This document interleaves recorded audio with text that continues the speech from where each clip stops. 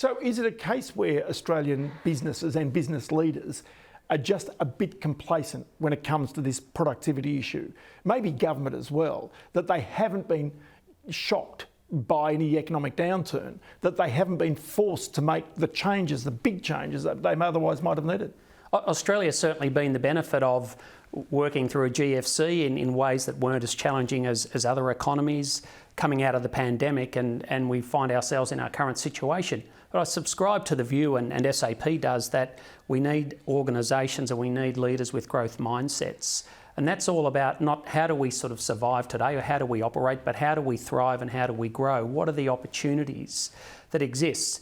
And you interviewed recently the Chief Growth Officer of Cirque du Soleil, and they were able to come out of a significant challenge post-COVID. They were able to ramp up their business really quickly, but in a more leaner and an agile way, and they really used SAP to power that in the way that they work with their supply chains, in the way that they manage their Forex exposures, in the way that they manage 4,000 staff globally. This is a multifaceted business, very complicated in a global market. But I get my point there. They had a near-death experience. You don't wish a near-death experience on Australian corporations just to get them to make the dramatic changes that they otherwise should be doing anyway.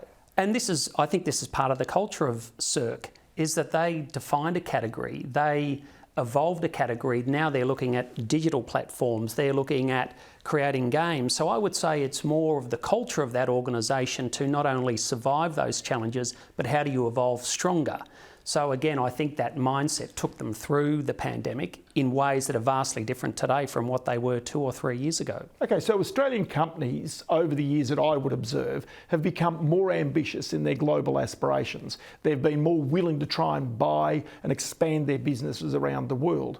In many ways, the observation will be that government and government policy holds them back, that government doesn't change quickly enough, that the inertia is actually with government policy, not necessarily with what companies are doing. I think government policy, if I look at areas like sustainability, promoting businesses in areas that are the next generation businesses, the work that we're doing in hydrogen, taking advantage of our comparative advantage as Australia, potentially our competitive advantage. These are all significant opportunities. SAP has actually partnered and incubated a company here locally called Green Token that actually supports the provenance of hydrogen so that organisations that are focused on alternative fuels, sustainable fuels, can actually evidence the fact that they're working in markets that produce things ethically in a compliant way and actually things that are good for the economy. So I think government is playing an active role. It needs to be more active. Business needs to be more active and in the way that it wants to progress these types of agendas as well. Is it also a situation where government heaps too much compliance on business? In other words, part of the role of SAP is to actually get through most of the government's own work, collecting taxes, collecting superannuation, making certain you're complying with workplace laws. There's so many things that businesses do that are actually kind of like doing it for the government. Is this a part of the reason why productivity does not go forward? Yeah, the world's a complicated place, Ross, and there are many stakeholders and interests. And at SAP, we very much subscribe to design with the end in mind. So these days, the way that government interacts with major corporates around the single touch payroll is a digital interaction. It's not the filling out of paper.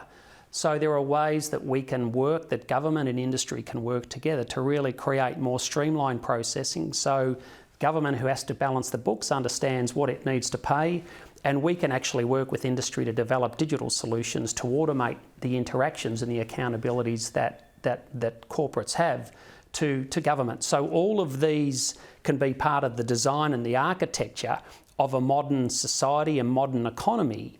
And again, the way that we design with the future in mind very much talks to how equipped are we today to manage the challenges such as productivity. So is SAP a part of trying to identify the future risks that might affect a business? You think about data hacks we've seen in the past 12 or 18 months. Think about the reputational risks in the consultancy services right now that's led to government inquiries. These are risks that may not have been seen 5 years ago, but they're front and foremost right now in many organisations' minds, and there'll be others in the future. So we're really focused on future-proofing organisations. If I think about the pandemic, Ross, we we have a supply network that allows organisations to provide goods in a digital channel. We had about 40% increase in the adoption on both demand and supply side for organisations that were small to medium businesses that were able to put products and establish new challenges. This is sort of preempting the fact that people want access to markets, they want access to markets efficiently, so we can do that. As it relates to cyber threat, SAP's view is the cloud's absolutely critical, but that it be trusted is very important, that it be resilient to cyber threat is really important. So we have a raft of solutions, including what we've called a sovereign cloud here locally that's designed for organisations where the regulatory threshold is higher and they need to be compliant to meet those. So industry has a role to play in stepping in to help our customers get ahead of the next challenge. So therefore, for Australia, your Chief Executive SAP here in Australia, are you confident for the future of Australian businesses, for their culture and the way in which they will progress? Yep. I'm optimistic as a person, Ross, and I'm optimistic about our prospects.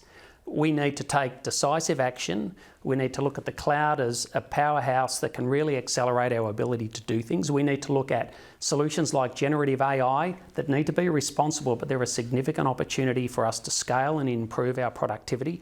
And we really need to look ultimately at sustainability as a really important measure and for us to track and report on. Damien Bruno, many thanks for your time. Thank you, Ross.